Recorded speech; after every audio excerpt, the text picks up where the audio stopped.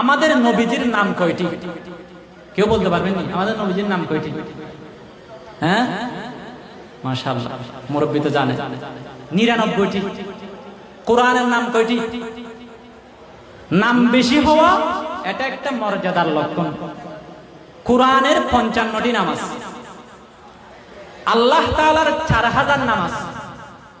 এটা ফাতহুল বারী 11 নম্বর খণ্ড 220 নম্বর পৃষ্ঠায় উল্লেখ করা হয়েছে।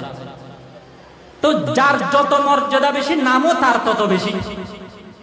আমাদের নবীর 99টি নাম আছে।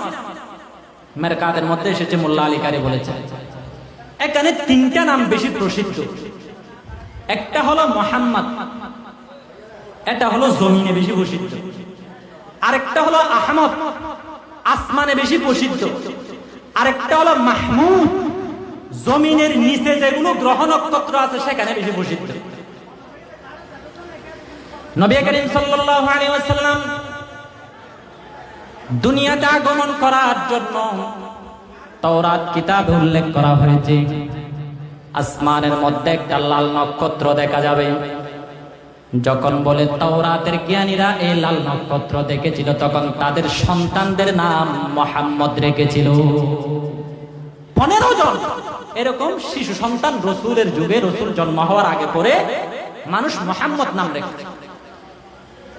কিন্তু আহমদ নাম এটা পৃথিবীর মধ্যে সর্বপ্রথম যেই ব্যক্তি নাম রেখেছেন তিনি হলো হযরত মুহাম্মদ রাসূলুল্লাহ সাল্লাল্লাহু আলাইহি ওয়াসাল্লাম।